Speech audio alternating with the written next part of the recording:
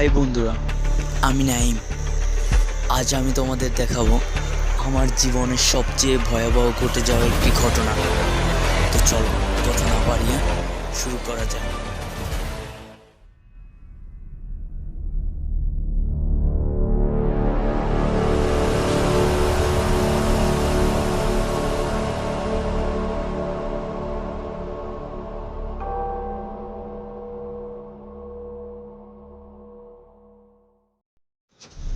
নিস্তব্ধ নিরিবিলি একটা শহর থাকা সত্ত্বেও হাজারো মানুষের কোলাহলে থাকতে হয় সব সময়। না মানে একটি বাজার, সেখানেই আমি থাকতাম। হাজারো মানুষের কোলাহল সকাল থেকে সন্ধ্যা পর্যন্ত। বাজারের মধ্যে একটা কম্পিউটার সেন্টার ছিল, যেখানে আমি জব করতাম। সকালবেলা যেতাম আর রাতের বেলা বাড়িতে ফিরতাম। আর তার পাশেই একটা শপিং সেন্টার ছিল, যেখানে আমার চাচাতো ভাই শাহাদাত জব করতো। ও আর আমি সকালবেলা একসঙ্গেই যেতাম আর রাতের বেলা একসঙ্গেই বাড়িতে ফিরতাম। ও শপিং সেন্টার জব করতো আর প্রতি সপ্তাহে বুধবারের দিনটাতেই শুধু ছুটি পেতাম। তো একদিন ভাবলাম সারাদিন তো ব্যস্তই থাকি, তাই দূরে কোথাও যাওয়া যাক। তো সেদিন আমরা দুই ভাই মিলে প্ল্যান করি একটু দূরে কোথাও যাওয়া যাক। ভাই সারাদিনই তো আমরা ডিউটি করি, তো আজকে যেহেতু বন্ধ পেলাম, তাহলে চল এই ইট পাথরের দেয়াল ছেড়ে আমরা একটু কিছু দূরে এগোতে থাকি। মন্দ বলিসনি, সেটা ভালো হয়। তো চল আমরা একটু নদীর পাড়ে যাই, মুক্ত বাতাস খেয়ে আসি। মুক্ত বাতাস খাওয়ার জন্য আমরা এ জায়গায় সে জায়গায় নানান জায়গায় ঘুরলাম, কিন্তু কোথাও আমাদের ভালো লাগলো না। তাই ভাবলাম একটু মানুষের কোলাহল ছেড়ে বেশ দূরে একটা নদী আছে, তো সেখানেই যাওয়া যাক। হাঁটতে হাঁটতে আমরা এক পর্যায়ে নদীর পাড়ে চলে আসি। ওয়াও, চারিদিকটা দেখার মতো, মানতে হবে। তো আমরা যখন দুজন নদীর পাড়ে চলে আসি, আমাদের বেশ ভালোই লাগলো। আর নদীর পাড়েই একটা ভুতুড়ে পরিত্যক্ত জমিদার বাড়ি ছিল, যেটার সামনে কেউ কখনো যেতে সাহস পায় না।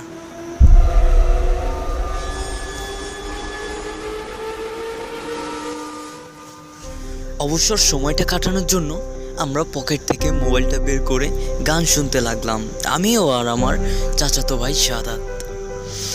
তো আমরা গান শুনতেছিলাম আর সেখানে বেশ কয়েকজন মানুষও ছিল, কিন্তু দুর্ভাগ্যবশত সন্ধ্যার পরে আর কারোই দেখা মেলে না। তো সেদিনটা তেমন ছিল। যখনই সন্ধ্যা হয়ে গেল, আধার নেমে এলো, আর ধীরে ধীরে লোকজনও কমে গেল, লোকজনদের সংখ্যাই আর দেখা গেল না। তো আমরা সেটা নিয়ে আর ভাবলাম না, আমরা ভাবলাম যে আরেকটু থাকা যাক, যেহেতু একটা দিন সময় পেলাম আমরা। কি ব্যাপার নাইম, বাড়ি যাবি না?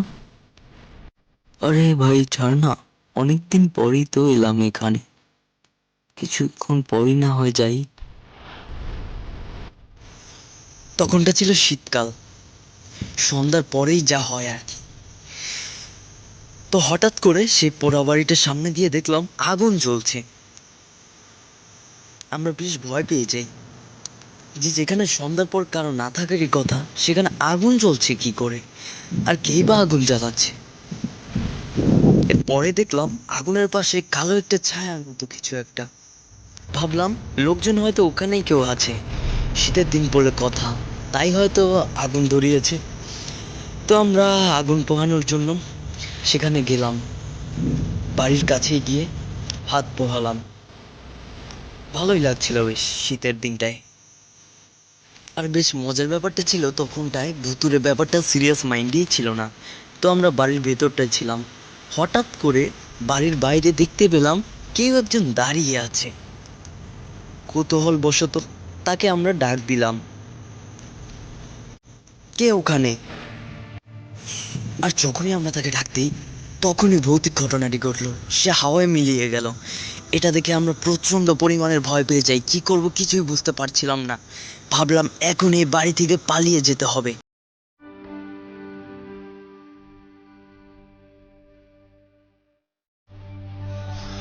চল ভাই চল, তাড়াতাড়ি পালাই এখান থেকে, চল চল।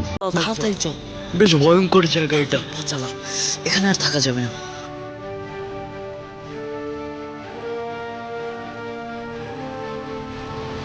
আরে ও ও ও ও ওটা ও ওটা আর কে? আমার মেয়ে কোথায়? Hi, hello, how are you? ওমা, কেউ তো কথাই বলছে না। আচ্ছা তাহলে বাই। আচ্ছা, বাই বলার আগে বলে দেই যে আজকের ঘটনাটি কে দিয়েছেন, কে পাঠিয়েছেন, কে কমেন্ট করে জানিয়েছেন। আজকে যে ঘটনাটি আমরা দেখলাম সেটা নাইমের জীবনে ঘটে যাওয়া একটি ঘটনা। সে ও তার চাচাতো ভাইয়ের জীবনে ঘটে যায় এই ঘটনাটি। এটা কিন্তু শেষ নয়, আরও রয়েছে। আপাতত আমরা ইন্টারমিশন দিয়ে এটা শেষ করে দিলাম।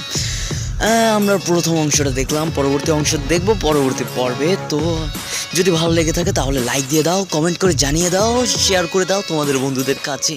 আর যারা যারা এখনও সাবস্ক্রাইব করেনি তারা শুরুতেই সাবস্ক্রাইব করে দ্রুত বেল আইকনটি অন করে দাও, সঙ্গে সঙ্গে আরও একটি পর্ব পেয়ে যাবে।